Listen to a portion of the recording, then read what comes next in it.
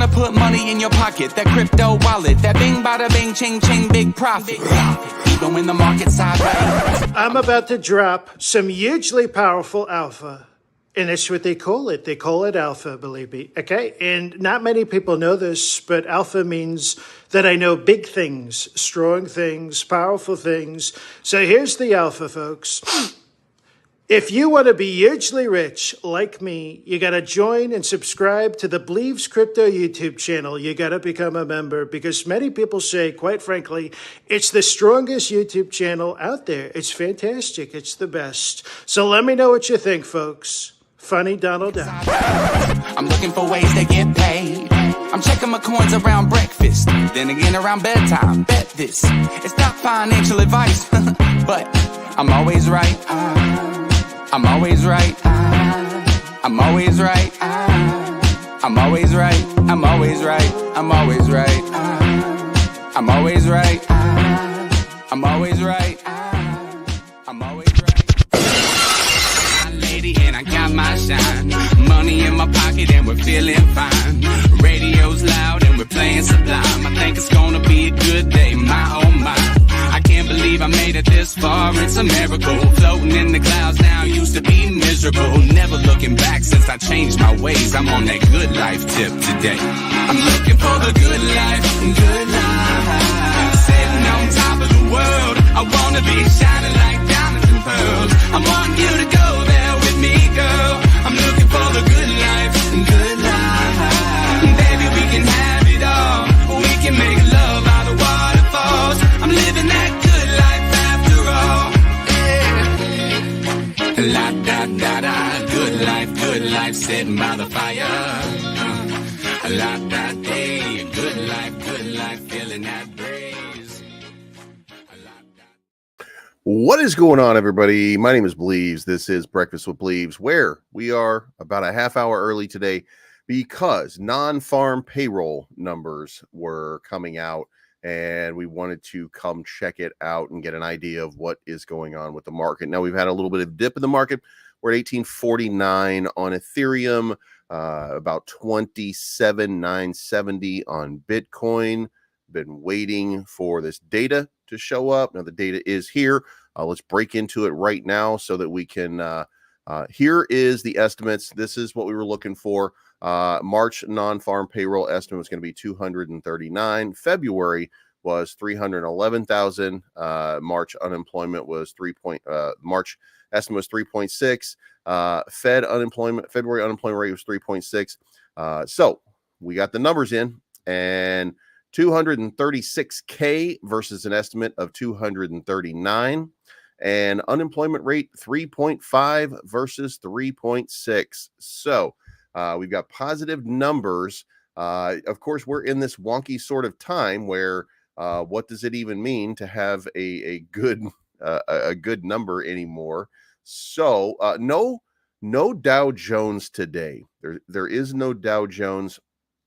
So we're not going to be able to figure out, how the market's really sort of digesting it. All we have to go on at this point is going to be crypto and overseas markets. And the overseas markets, they have not been kind the last few hours, as you can see from this chart right here. Ethereum at one point running around 1,880, dipped all the way down into the 1843 range. As you can see right here, 1842.58 was the low. Before retracing back just a tiny bit. Now that this data is out, I'm assuming that they're going to digest this and probably not love it because, first of all, it's reducing the unemployment number.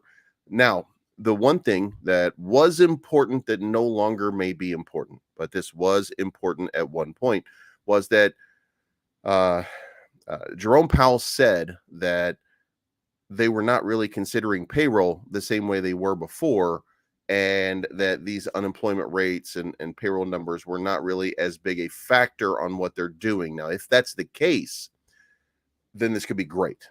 This could be great because that would be an indication that the economy still remains stronger than expected from a job standpoint, and that other methods are being used or underlying the inflation to keep inflation down. Now, we did have the spike just recently in the cuts to production from the OPEC nations, and that's of course a big deal, and did cause a price spike after the price spike of the price spike, when the price spiked while the price was spiking, or whatever you call it when you work for Chevron or Texaco or one of these giant corporations that's price gouging you for your gasoline. I'm not sure at this point what you call it other than price gouging.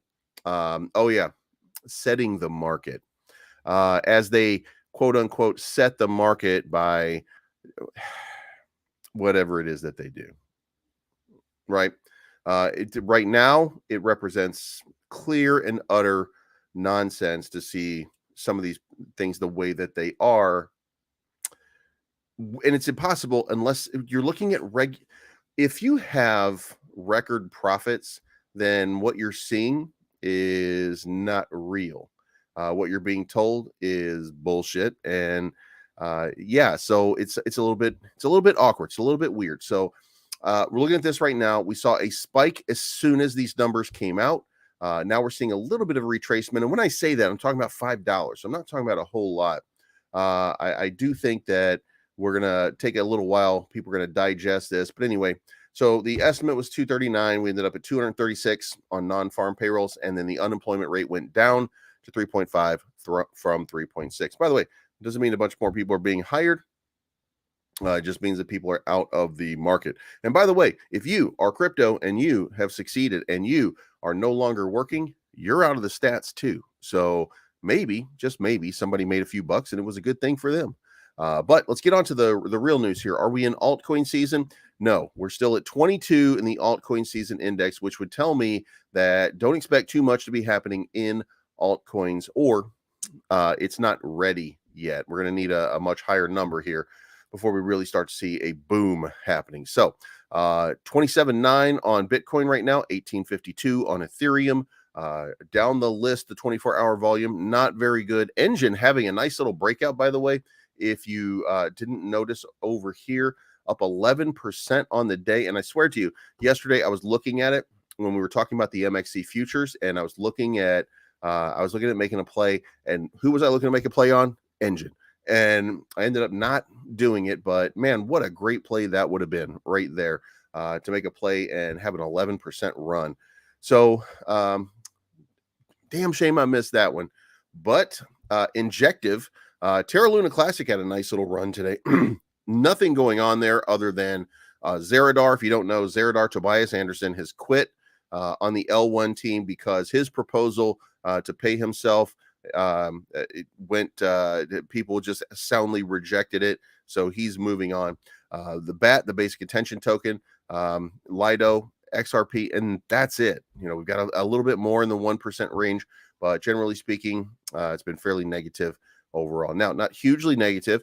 Some of it being drugged down by Dogecoin, which is no longer pumping because I told you it doesn't do anything. And if it doesn't do anything, if it doesn't do anything, it doesn't do anything. So, we'll see how this happens and how this goes. But for right now, I think that we're probably going to be facing a bit of a correction on the market, and we've got some more significant downside right now. Now, what am I looking for? I'm going to be looking for I'm going to be hoping for a big bounce at 1836 right here, because that's where the 200 SMA is crossing over. Now, if it doesn't make that and we break support, then we're going back into this channel that we were in a couple days ago. No big deal, but that's going to be pushing us down. However, the interesting thing about this is what we should be seeing is a little bit more of a run on Ethereum at this point. So it's possible that the U.S. market over the course of the day, with no distraction from Dow, NASDAQ, or anything like that, it's possible that we're looking at a reversal and a nice little pump one more time. I still think that there's life left in Ethereum before Shapella upgrade. So April 12 is going to be the date that we're basically all looking for. And, we'll see what happens. But Bitcoin 27,859, running on a green candle right now, but you can see right here, it's very wicked up here at the top. It doesn't look very good on the 1 hour. And Bitcoin's fallen below the resistance levels, the 200 and the 50. And then as you zoom out, you start to find the 200 EMA way down here. So, it's possible that Bitcoin runs all the way down to 25,593 before bouncing. So, you might see, you might see some stuff that you don't want to see right now. Now, because this market is a bit wonky and because nothing makes sense anymore when you're watching it, you could actually see the reverse. But here, know this, we're in a good place. This is just a very high, this is just a very high rate of oxygen, if you will. And the market is struggling to stay with it because going back over here, the 24-hour volume is still in the 34 billion range. So if people start deciding to sell, there's no buy pressure that's causing the price to spike up and to pump up right now. Because remember, we got that nice little run because we had the run on banks. One of the great things that could happen to crypto in the next little while would be a bank run, where one of the banks in the United States fails and oh, we're getting a bailout. And then you see money being injected into it. And by the way, money is not being injected directly into the market like it was before, but you're going to see a liquidity injection into a bank. People are going to act on that, and people are going to start, number one, moving their money over to Bitcoin, which is going to pump everything in the market. And number two, people are going to see capital being injected into the economy, and then they're going to start FOMOing. So, there's a lot of things that are at work. There's a lot of moving parts. And then you have the overseas.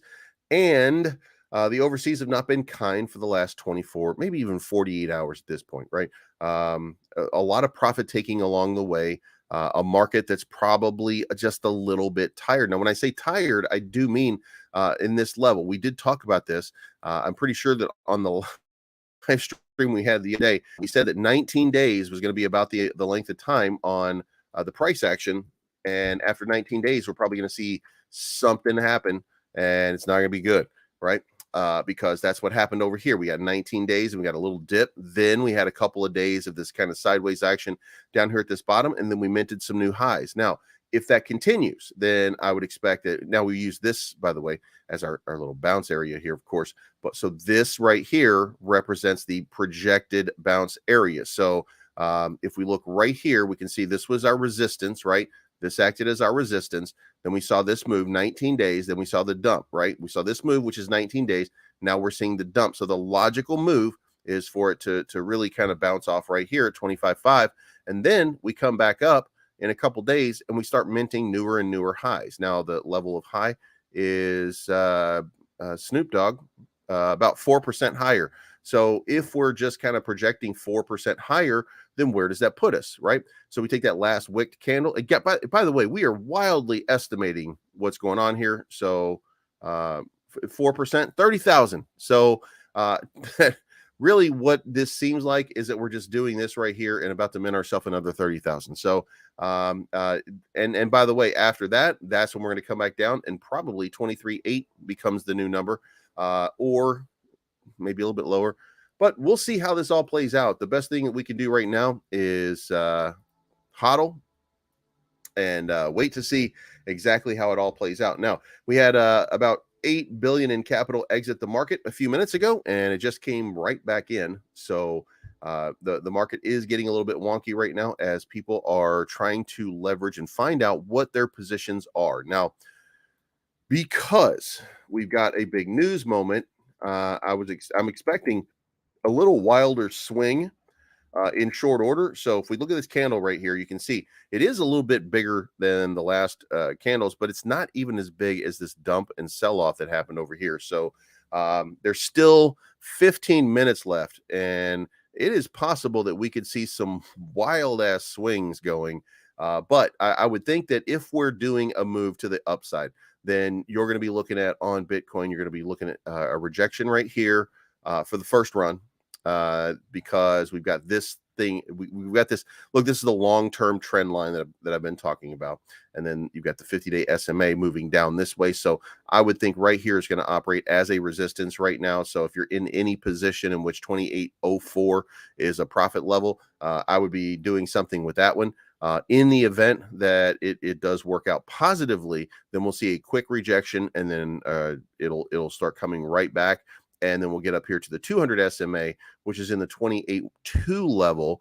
And at the 28.2 level, that would be another little bit of a rejection. And then the best we can hope for is that we start using it as support. But again, the most logical play out in my mind, the most logical play out is in a tired market. We see some downward pressure. The best thing that could happen is that we reject and come to 27,150 and then make a bounce back up. That would be the best advantage of the market. Now, the issue with that is that this 200 EMA, weekly EMA, is just kind of lingering under here at a couple $1,000s, and it's not unreasonable to think that we're going to use this because we did use it over here. We did use it over here.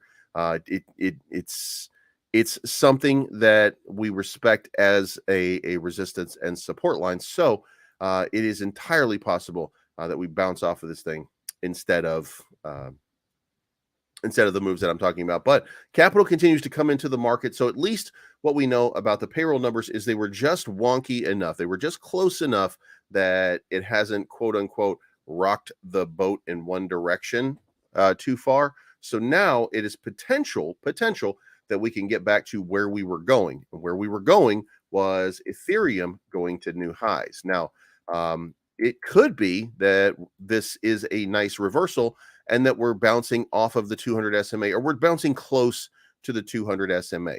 That's an idea here. And that puts us back in this channel all the way up to about 1900. If we get back into this position right here, and if this works out, then I would expect that we would go on a run and we'll reject right here on the 50 SMA as we're on our way up for a little bit, and then we'll start to see it bounce back into the 1900s. I would expect, here's the line right here. So I would expect before we get to this, we're going to make a run at 2000. 2000 being right up here. I think we're going to make a run at 2027. Now that looks pretty far away when you're looking at it up close, but you know, this is how much time does it take? Okay, so if we were to take and just consider if we got on a nice run, which this was our nice run, right? And we put this over here and say that we got on a nice run, could we get to 20,000 to 2000? Well, we get to 2000, but we don't get to 2027. So it would be possible in a short period of time with this much time left that we do get to that level. So I would feel confident that we're going to see something happen over the next little while, and we're probably not done seeing a run on Ethereum before Shapella upgrade. And by the way, when we get into the news, you're going to see a few different things that are part of that. And I'm going to get to this position right here because here is, let's start off the news. The news is just interesting today. Number one, John Cena.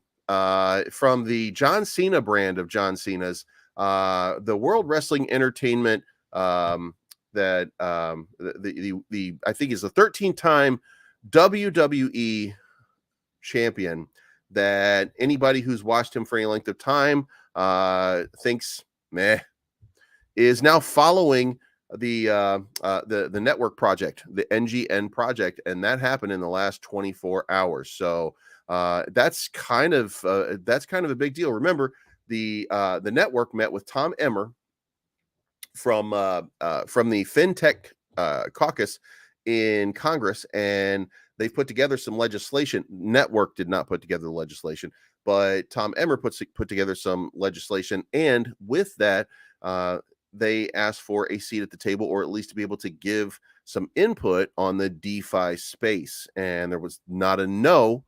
So we'll see how that all plays out.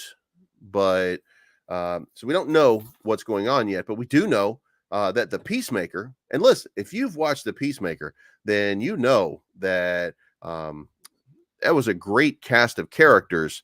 And then there was John Cena, of course. So this is a big move, right? This is a big move to be recognized by, let's face it, the Peacemaker is probably one of the best DC, certainly the best DC universe character that they've created so far. So just by far.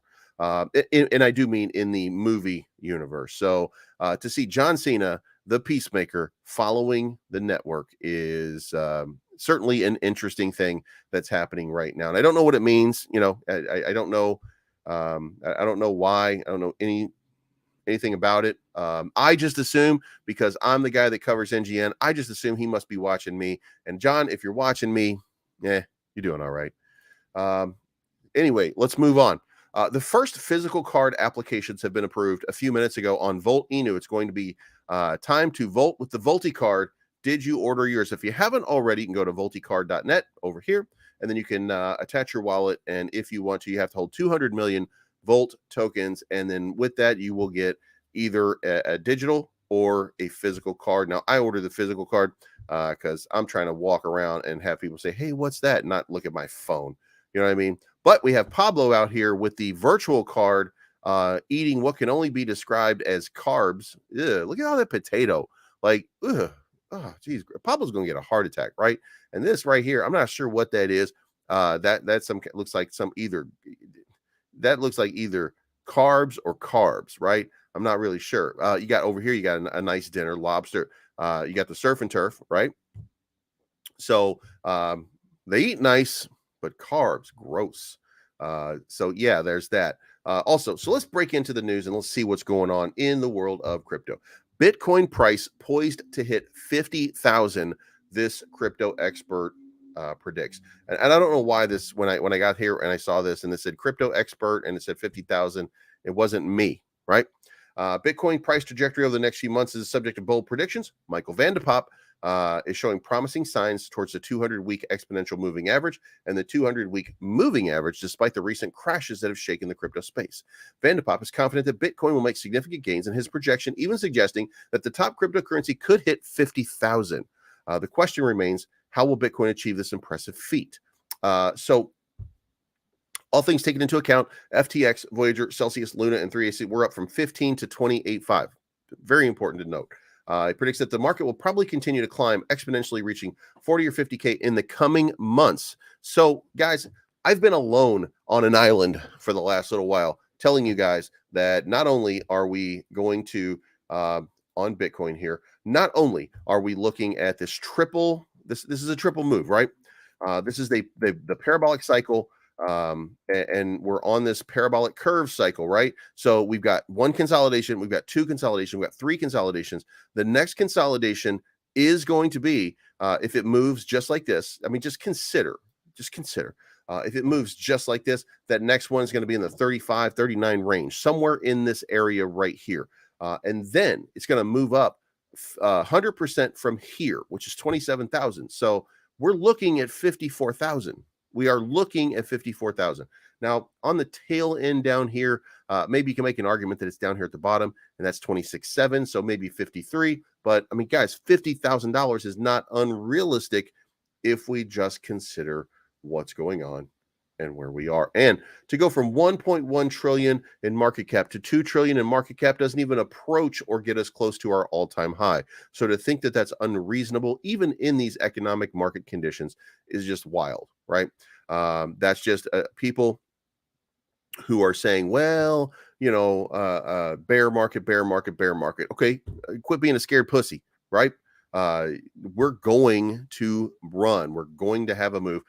It's going to get good. So all you have to do is have just a little bit of patience and let the market do the market. And with that, that also does include that we might start seeing some dips. We might start seeing retracements. Doesn't mean that we're in a bad spot. Doesn't mean that it's getting worse. Doesn't mean that the run is over. Just means that every once in a while you have to consolidate and you have to breathe. And to be fair, you're watching it literally play out. You consolidate at the bottom, then you have this nice big run. Then you consolidate sideways. Then you retest your lows, and then you come up. Then you consolidate. Now we're going to come over here. We're going to retest our lows, and then we're going to come up again. It's the nature of it. It's how it works. So all you got to do is just give it some time and let it work. So with that being said, drink. Michael Vanderpop, you're on Team Believes now. Next up, former U.S. President Donald Trump states China. Am I saying that right? China is trying to replace the dollar as the number one currency. Yeah, no shit. Like everybody said that a few days before you did, bro. You know what I mean? Like it's weird. Former U.S. President Trump has acknowledged that China is making to dethrone the push that China's makes to dethrone. Okay. They just want to drop Trump's name and get people to click. Look at this goddamn thing. Trump stated that if this comes to happen, U.S. will be reduced to second-tier status. Unthinkable 3 years ago. No, it wasn't unthinkable 3 years ago. Trump's statements come after he openly criticized the economic policies of President Biden in a speech given after his arrest on Mar-a-Lago. He blasted the performance of the current administration, stating that the country was going to hell and that the economy was crumbling with inflation rates being out of control. And can I just say, we don't live in a bubble. The world doesn't live in a bubble, and it doesn't take 3 years for something like that to happen. It takes a long time for something like that to happen. And if the previous administrations didn't stop it, then what makes you think anybody else is going to stop it? So, and I don't really I'm not a fan of Donald Trump, but listen, you're complicit just like everybody else. And you know why? Because one of the nations that you sucked up to, that dismembered, by the way, a journalist, was Saudi Arabia. And guess what team they're on? They're on that BRICS team. So, them's your peoples. Those are the ones that paid Jared Kushner $2 billion, man. How do you get a job paying $2 billion? That's absolutely insane, right? But $2 billion to Jared Kushner right after the election thing was going on. So it's just, Jesus Christ, like, oh my God. So anyway, let's move on. Head of Thailand's opposition party promises $300 crypto airdrop if elected prime minister. So that would be very, very cool. Local stakeholders call the move a marketing gimmick, while others say it's the most efficient way to distribute economic stimulus. What a great idea. The contender to be the prime minister for Thailand is promising every citizen 10,000 Thai baht, approximately $300 in digital currency, if his party forms a government following the general election scheduled for May. The Bangkok Post reports that the real estate mogul turned candidate Sretha Thavisin promises a basic income style economic stimulus package via digital currency should his party, Pheu Thai, win the next election. So how cool would that be to see? How cool would that be to see all of this play out, where the entire country of Thailand gets a massive look? That's a lot for an entire country to get. That is a gigantic amount, and it's basically like a tax-free gift, right? A tax-free gift. So it would be just fantastic, especially for the crypto space. It would be just absolutely bonkers and crazy to see that happen. So, yeah, just a little bit interesting and wild. And when it comes to, by the way, when it comes to, I'd rather have a felon than a child sniffer. We should really not throw stones. Jeffrey Epstein introduced me to Trump at 14, Ghislaine Maxwell accuser says. So, let's not forget that we're trying to ignore some crazy shit that has come out over the last bunch of years by everyone about everybody. So, let's not forget that. First mover Asia. Bitcoin is flat. Ether's in the red as a long weekend begins. It's a battle of bulls versus bears as the market gets a grip on reality. Now, what is that reality? That's the question. What is that reality?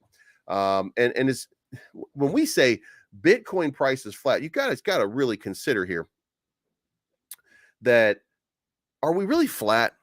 Like, because these guys that's their headline. Are we flat? Yeah. But are we flat on the top of where we've been? Yeah. Also, yeah.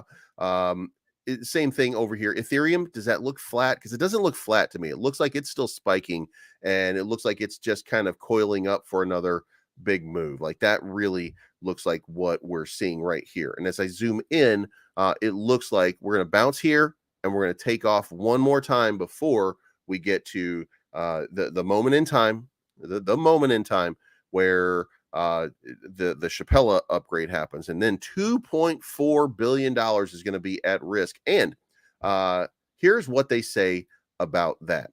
Ethereum selling pressure to be lower than feared after the Shanghai upgrade, says CryptoQuant, and here's why.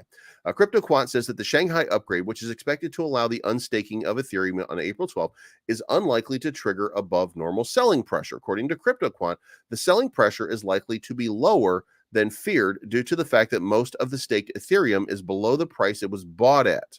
Okay. Now, here's the thing.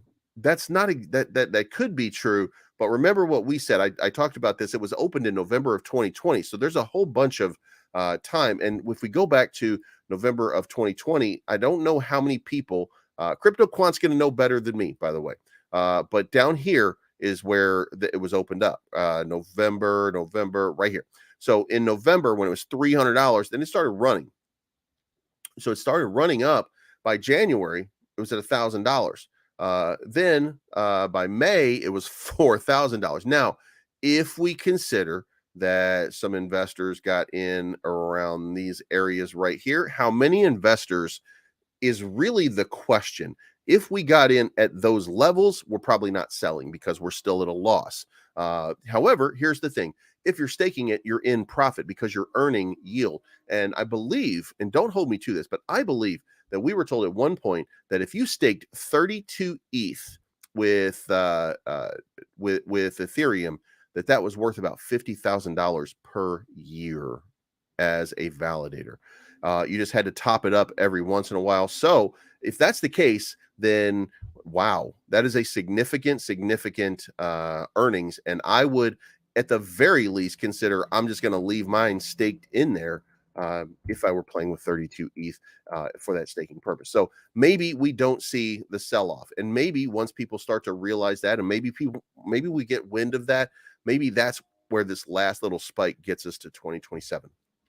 So we will see how this plays out. But there's an ongoing fear that the activation of withdrawals on April 12th, our profit and loss analysis shows otherwise. With the current ETH price, more than half of the staked ETH, 9.7 out of 17.9, is currently at a loss. For that sole reason, the significant staked ETH is currently at a loss. We believe that the selling pressure will be much lower than expected. So at least that is a decent idea. So also, it's worth noting that a significant portion of the deposits made by the Lido pool is currently underwater. Now, Lido is the liquid staking protocol. Remember that, and one of the top 50 cryptocurrencies, in fact. So they're operating at a loss right now on their Ethereum as well that they staked long ago. So if that's the case, and they would be more tempted to sell for a profit than other people in order to meet the needs of people who are staking, but maybe, just maybe, they've got it worked out. So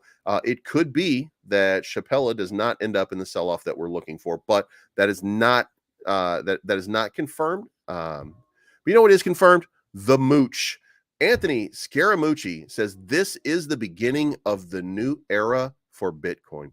Scaramucci, the mooch, believes that we're through the bear market. He bets on mass adoption of Bitcoin and believes it will hit 1 million by 2030. And by the way, at least do the math. And watch this right here. How many millionaires in the world? There are 56 million people, according to estimates. In the middle of 2021, there were 56 million people worldwide whose assets exceeded $1 million, of whom nearly 40% lived in the United States. The total net worth of all the millionaires stood at $158 trillion. Now, consider this for just a moment here.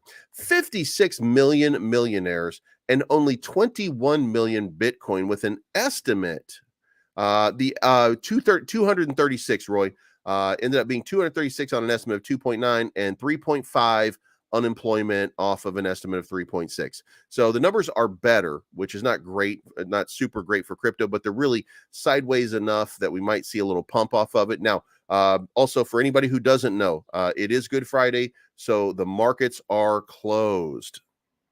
And for sorry about that, everybody. By the way, if you guys didn't see, I changed some of the icons. Over the next couple of days, I'm going to be changing the icons on all members, and I'm going to give you a tiered member status, so that on the first one, you're going to get a certain picture. And then of course you get bigger pictures along the way.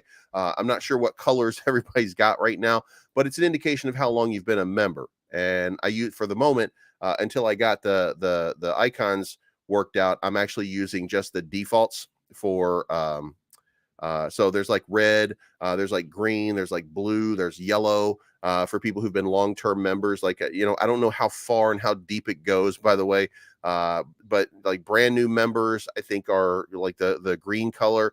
And then the longer you've been a member, it goes to blue. And if you've been there super long, it goes to yellow. And then I think it goes to orange. And then I think it goes to red. I think that's the tiering process, but I'll post it a little bit later and you guys can check it out for yourselves.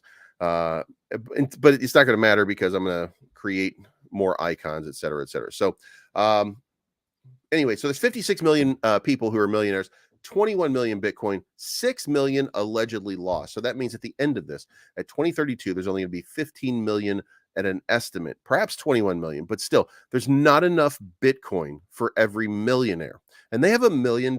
So what do you think the price of that is going to be worth at that time? So I have a feeling that we will see. And by the way, I do think that we're going to see a reckoning on a lot of cryptocurrencies. And I think that we should also realize, if you haven't checked out America before, and you're watching from overseas, and if you are, I appreciate you so much, but recognize what happens in America.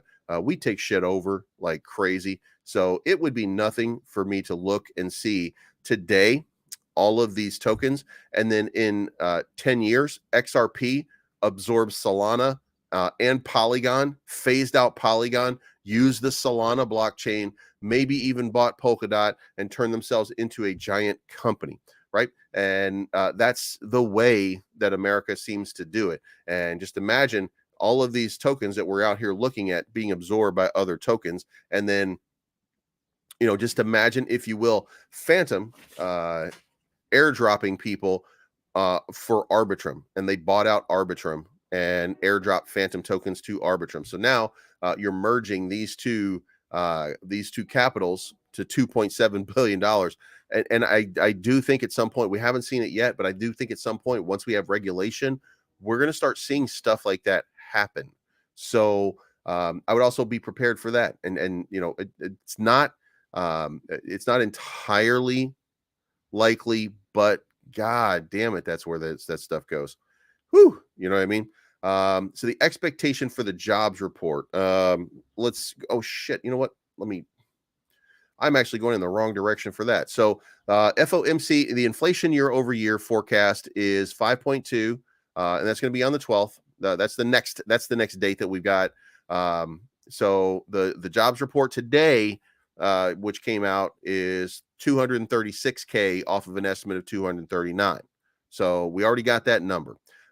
So that's why the market is getting kind of wonky right now. But we do have April 12. We have the FOMC minutes that are coming out, and then we have the inflation year over year. And the previous was 6, and the forecast is for 5.2. So it's supposed to be looking a lot better. And then core inflation is forecast at 5.6 over a previous of 5.5. And then the month over month is going to be down 0.1 to 0.3. So those are the estimates right now. By the way, if you use TradingView for any reason, you are able to get this data. Just make sure you can come over here to a calendar. There's an economic calendar on the right-hand side, and it will give you what is going on in the world on any specific date. For example, here's the unemployment rate. Tells you what the non-farm payrolls are, 236 on an estimate of 239. And unemployment's 3.5 on an estimate of 3.6. Then April 10, which is Monday, we're going to see a consumer confidence report coming out in Japan. The monthly consumer confidence survey is collected by direct visit and covers about 4,700 households. Then you have the Westpac consumer confidence, and that's Australia and probably the Pacific Alliance. And then you have the NAB business confidence. And then on April 12, you got the United States inflation. On April 12, you also have the BOC monetary policy report from Canada. And no, I'm not calling it Canada. It's Canada. And it's very dry. You know what I mean? And then GDP month over month for Europe on the 13th. So you've got a packed house, especially mid-month. So we've got the German information coming out on April 18. economic sentiment index. So a lot of stuff happening. But if you ever want to, you can just go to TradingView and you can follow that 100% on that calendar at any given time. So yeah, so we're just kind of waiting to see which kind of headwind hits the market.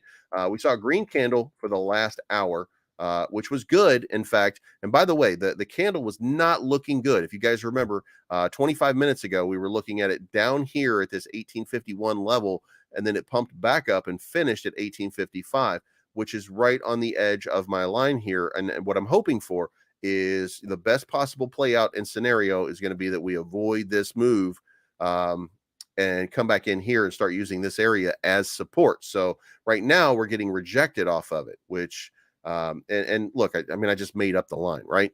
Because this is where we settle. This is where we settle. So it looks like this is where we're going to have the fight. So if that is the case, and that's where we do get the fight, then cool. But we want to get back into this area and start using it as support, because if we do, then that's going to cause us to start ranging. And when we start ranging here, we're going to go up and we're going to go down and we're going to go back up again. And that up is going to be around the 1890 range. So if we get in here and we get into a good position, then it would actually be really good to start ranging here a little bit. It's an opportunity for people to start flipping and making money. And that's definitely not going to end poorly. So definitely a great opportunity. So, we'll see how it all plays out. So yeah.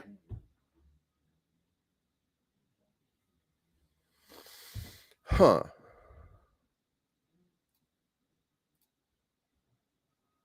All right. So let's move on. Let's get to the last little bit. The mooch says that we're in it and it's going to be $1 million. And then the last one is Duquan converted illicit funds from Luna to Bitcoin. South Korean prosecutors.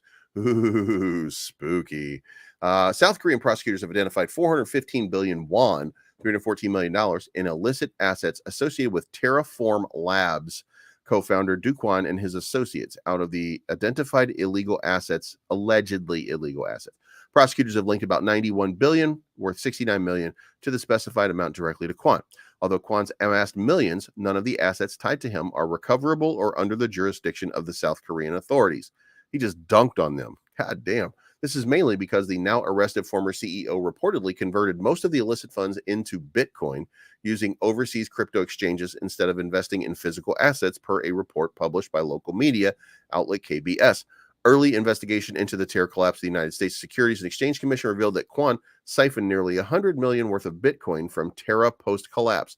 In another report, based on an SEC interview with former Terraform Labs, published in South Korea media, Quan was accused of siphoning 80 million a month before the collapse of the Terra ecosystem. Now, if that's the case, he should be prosecuted to the fullest extent of the law. If that's not the case, then Cointelegraph should be taken offline for lying, and we should stop following them 100%.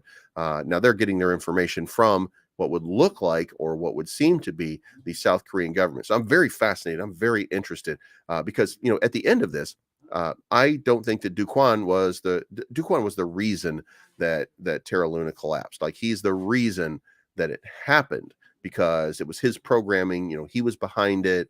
But I don't think that he was malicious. I just think that he was not doing what he was supposed to do. Now, they've created this vast conspiracy. But here's the thing. This vast conspiracy that we're doing right here is also the same sort of vast conspiracy that we look at CZ Binance the other day, and we saw it played out in the indictment and the actions from the United States against Binance. We saw them map out exactly why they were coming after it, and then CZ Binance had a logical explanation for every single crazy wallet transfer that seems to have happened for that period of time. So let's not say that just because South Korea says there's a whole bunch of moving around of the wallets, that there is a whole bunch of moving around of the wallets, because we don't know on this track where it all ended up or how it all ended up. So it's possible that Duquan still did steal money, but we're going to have to actually see it play out. And look, wallet transfers, it's a lot of times these things get washed when they go into a centralized exchange and stuff like that. So, it's going to take some time, and we'll see. A couple of subpoenas will figure it out. With that, let's move on.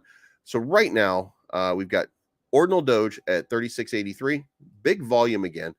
Starting to see another spike in their volume, not price action. Now, it did go up to 82.06 or 89.12, whatever it was over here, but didn't maintain.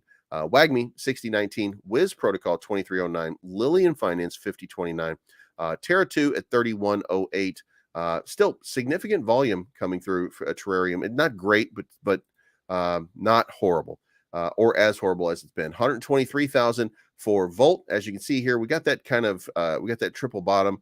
Like to see that play out to the upside, but I'm not seeing it yet. I think people are kind of coiled up and waiting on Volt to make a move to the upside. But I should show you this because, god damn, is the only thing that I can say. Look at this volume on Volt, 26,174,000 right now in trading volume, 26,373 now for Volt. So if you think that Volt is not volting, then what the Volt is wrong with you? Poloniex, 8.9 million, Gate.io, 8.272 million. Let's go look at Poloniex, by the way. What's trading on this exchange here? Here's the volume. I want you guys to see this, right? Volt is the number 3 cryptocurrency on Poloniex right now, after Firmachain and Conpay, trading higher than Bitcoin USDD, Bitcoin USDT. Just think about this for a second. Volt is outperforming on this exchange XRP, Ethereum, Ape NFTs, Tron, the other Ethereum pairing, Solana. It's outperforming all of these other. This is crazy, right? Like, we can agree that this is kind of bonkers. That Volt is carrying so much weight in these exchanges. Gate.io. Let's take a look at Gate.io because let's see if it's the same thing. Now, number 1 is Ethereum. Number 2 is Bitcoin, Arbitrum, Doge, XRP, Space ID, Liquidity, and then boom, number 8, Volt. So, what is it outperforming? Remember, what is it outperforming? And we're talking about it's ridiculous, right? Like, we have to be able to agree that this is ridiculous, right? It's outperforming one of the Bitcoin pairings, not USDT, but the USD pairing. But it's outperforming Filecoin. It's outperforming Everscale. Conflux, which Conflux is, I think Conflux ready for another big pump. Alchemy Pay, Blur, Dodo, Solar, Phantom, Terra Luna Classic, Shiba Inu, Litecoin, BNB, Ajax, Singularity, the AI crypto market, Jasmy, crushing Floki, Polkadot, Radiant Capital, Magic. Look at all these different tokens that are trading millions of dollars a day. None of them even touching Volt right now. So that is just absolutely mind-blowing, the level of engagement the Volt army is getting right now with this token. Let's come over here to what is this one right here? This is Huobi. Huobi, Bitcoin, Ethereum. We got to go a little bit of a ways down here, but it's in the top 16. And Gala is trading a little bit higher, and Doge is trading a little bit higher. But after Volt, I don't even see SHIB down here. So their trading volume's got to be a little bit lower. I'm not going to load more, but I don't see Floki. I don't know if they're trading here, by the way. But Volt is trading in the top 20 on Huobi, in the top 3 on Poloniex. This is just kind of crazy. MEXC, this is where I do my futures trading. You guys know that. Bitcoin, 300 million. Ethereum, we're doing spot, by the way. XRP, Doge, as we go down the line here, where do we find Volt? Volt is number 14 overall on MEXC, and then Uniswap is not even trading as much. Ethereum, this is the Binance USD pairing, not trading as much. And on down the line, there's all of the familiar tokens are not even close, right? So when people tell me, well, Volt is not doing anything, I think dead, or it's just some ridiculous shit right there. You have no idea what you're talking about. Right? You have no idea. So Tamp that shit down. Anyway, MMAI 39.21, SHIB 10.87, Saitama 1700, Kato 13.76, Bone $1.06. Not in my buy zone, by the way, on Bone again yet, but it is getting closer and closer and closer. And I do think that, you know, once we get a good position here, that we're going to see another spike back up into the this next resistance point right here. $1.36. Like, I think that's going to be the next one. Now we have probably created some resistance here at $1.18. You can see that, like, it's pretty obvious at this point that that's another resistance line, $1.18. So we may have that right there, but that's a 10% increase from where we currently are. So, you know, it wouldn't be untoward to say, where are we at? $1.18, about 11% increase. So that's still a good opportunity. And John Cena's favorite token, NGN, is trading at 50 cents. Floki 33.56, BRL 75.21, and Hex 66.14. Hex is continuing to bleed out. If Hex bleeds out anymore, then it might just enter that buy zone one more time. And if it enters that buy zone one more time, I'll slap everybody like Three Stooges if we're not aping into that. You know what I mean? Because it'll do this shit right here again. So yeah, we should absolutely be paying attention to that. So now let's get back over here. Let's look at the market. We're starting to see the money flow back in. So it's just been oscillating at this point.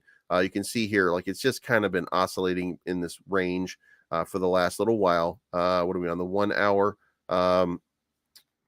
Yeah, so you can see right here from down here to about up here for what, 1, 2, 3, 4, 5, 6, 7, 8 hours now. So just kind of ranging out. We'll see if the capital starts to enter. If the capital starts to enter the market, then we'll be in great positions, right? We'll just be in great positions. 1854 right now on Ethereum.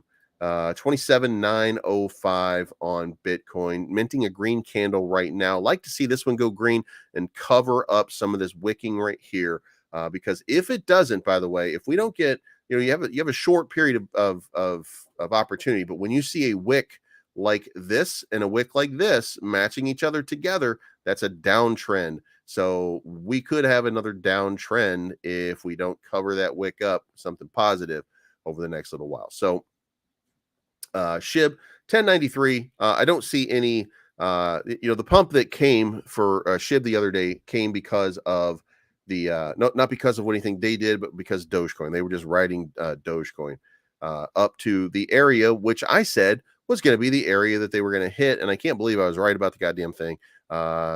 It just seemed like it was perfectly played out. So yeah, it was just unreal. Yeah, I don't think that Doge is going to, or I don't think that SHIB's going to do much. Again, Bone also, but Bone becomes a big buy very soon. And when Bone comes back into that buy zone, which I don't think $1.05 is the buy, by the way. I know I'm kind of looking at numbers down here. $1.02 makes it a firm buy. You know, $1.02 is the kind of the area, maybe $1.03.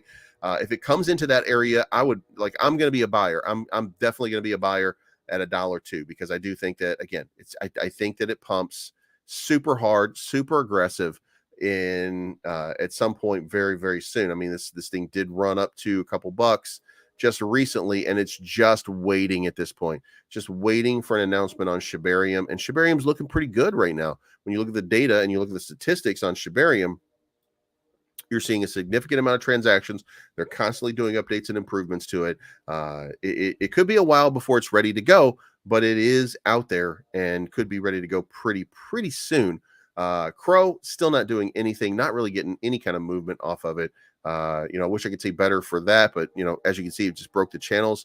Every little spot where it has an opportunity, it just really has not. It hasn't nailed it. It definitely has not nailed it overall. So let's, matter of fact, let's just get rid of that right now. And then we'll just focus on these smaller channels right now, because that range is just a little bit too hot and too heavy. So let's unpack this, and we can at least get an idea of what range we're trading in. So right here through right here. Okay. If this is correct, buy. It's time to buy. All right. If this is correct, we're going to need a little confirmation to play this out, but let's just consider here. Crow has been trading in this range up to here and down to here, right? That's 5% range on if you're wanting to do something here. It's about a 4% range. So 3% per day on a decent amount of investment. If it's up and then it's down and then it's up and then it's down and then it's sideways, it's a fake out. And then it comes back down, breaks some support, and then goes back up, and it's in that range again.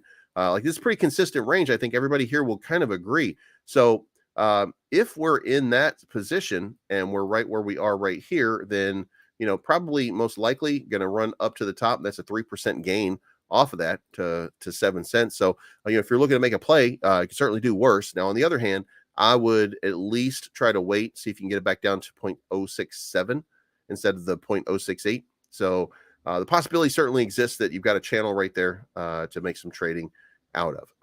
Doesn't look like the same. It doesn't look like that over here. This is actually, Jesus Christ, like playing out like a weird little wedge pattern. And you're gonna have to make some arguments about where MX is trading. Certainly has a descending line. Like you can see that part's obvious, but the other piece that's not as obvious is this long-term trend line right here. Or it doesn't play out there better because there's a lot more wicking and a lot more right there. So we would go with this because that would be the safe one, and then we probably look to close the wicking gaps here a little bit and say that this bottom is kind of it. So you got this you've got this pattern playing out, but it's not coming off of anything. It's just really coming off of sideways action. So I think we're just kind of seeing what we want to see on it. So, or I am anyway. So I'm not really sure that there's some positive flow on MX right now. Also, you could actually zoom out here and make a guess on it. And what you're seeing is this is going back all the way, right? It's really kind of broken out. So it's over the June 3 arrows capital and all of that. The only thing left for it to get is this dump from Terra Luna. So the Terra Luna collapse is right here. So about $2.19, and it's trading at $1.95 right now. So it's got significant more upside, but to play it at this point is probably going to be met with some negativity. Like I can't see how this plays out positive. This is too much, too fast. I mean, you got to consider here that, what's this percentage of increase since the bottom over here? 136% with no dip, no reasonable dip. And if you just do a simple fib retracement on the top and the bottom right here, then you got to think that from this top here, we got to come down and at least test 164. We got to come down here and at least test 148 or 134. That's really how this works, right? And if it's not working that way, there's some kind of mitigating circumstance. And at some point, that's just going to crash and come back down and bite the people that buy up here in the ass. And we don't want to see that. Not from you guys. I don't care if it happens to anybody else. Fuck those guys. You know what I mean? So let's get off of this right here because that is just absolutely dead at this point. We got this spike yesterday on Luna Classic. Now my spike line was 13,557 and it went to 13,357. So somebody's fucking with me, which is annoying as hell. But I mean, that's exactly what happened. So we got to call it for what we see. And then we had the spike was also on USTC, but it wasn't sustained, and it all came back down. Again, USTC, when USTC runs, it's going to run to 3.5 cents. So that's what you'll end up seeing overall. And then after that, you've got Engine, and XRP is starting to do a little bit more, starting to move in a positive direction. But I think that I think now we're just kind of going back over everything. So there we go. That's it, guys. That's where we are. Watch the markets today. I mean, I think that I think that we've got some downward pressure. I think that we've got some negative sentiment. We might have to deal with down to 1837 on Ethereum before we have an opportunity for a bounce, and that's based on the 200 SMA. I would like to see it bounce into that 1855 channel before it does any of that, but it's also possible that that's not even in the cards. That the markets so far have been we're under on the day by $6 billion, and that's from 7 o'clock last night. So If that continues, then I would expect more sell pressure to continue to rise and the prices to come down. So until somebody comes in, steps in, and by the way, this is a 3-day weekend for the markets, so there's a real chance here that all we see is sell pressure. Now, the overseas markets are going to be the deciding factor. So I don't know what they're doing. I don't know how they're feeling. But if they're feeling good and they're looking good, then they'll be buyers and they'll be pumping this up. But that we're not going to know that for another, it looks like 14 hours. So wait a minute. No, for another 10 hours. My bad. We're not going to know that for another 10 hours. And, maybe we see a reversal. Maybe we see some positive price action. But for right now, obviously 1941 or 1942 was the high up there. I do think that we're going to hit that other high before we get to the 12th, before we get to Chapella. So let's see how this plays out. I don't know why this is over here. This actually should be right here. I think it's 4 o'clock. Yeah. At 4 o'clock. There we go. So Chapella is right there. So all we got to do is see ETH make a play, and then we'll all be feeling pretty good about that. We'll check in over here. My ME, I did not sell, by the way, my position on MEXC. So we come over here and we can see that I think I'm probably down at this point, right? 1851. I think we did it at 1859, if that's right. There's the employment rate, jackpot challenge. Oh my God, a lot of shit. Yeah, I'm down about 5% right now. I'm down $27 on it. I was up 50 last night, and I didn't take it because I was looking for. I was looking to see whether or not we had some kind of little play that happened here. So yeah, we're. Ooh, I don't like that. Let's move that down a little bit. So anyway, it looks like, by the way, that actually doesn't look very good. If you're following at home, then we're looking at an upside down pennant right there. And if that is the case, then that means that there is significantly more downside to happen. But that is on the 1 hour. So yeah, not sure how it plays out. But so down here so far, we are, I'll share that on the screen right there, down 5.63% on a 10x long. So we'll see how it goes. We'll see how it plays out, and I'll keep you guys informed. I'll keep you guys in the know. If it pumps again, I'm going to let it ride until 2000 and then see what happens. But Ordinal Doge, I do see Russ is in the house. Okay. Ordinal Doge, it was pumping a little bit. It pumped a little bit yesterday.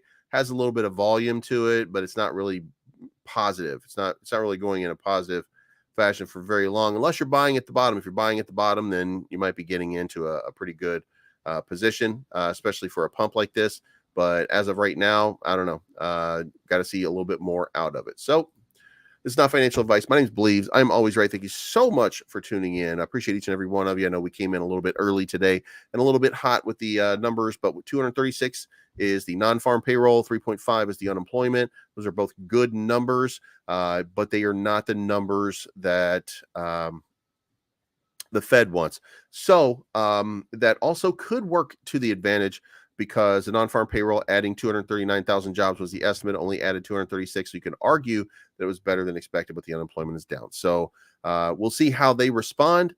And with that, here is the newest outro. Chevy Chase, take it away.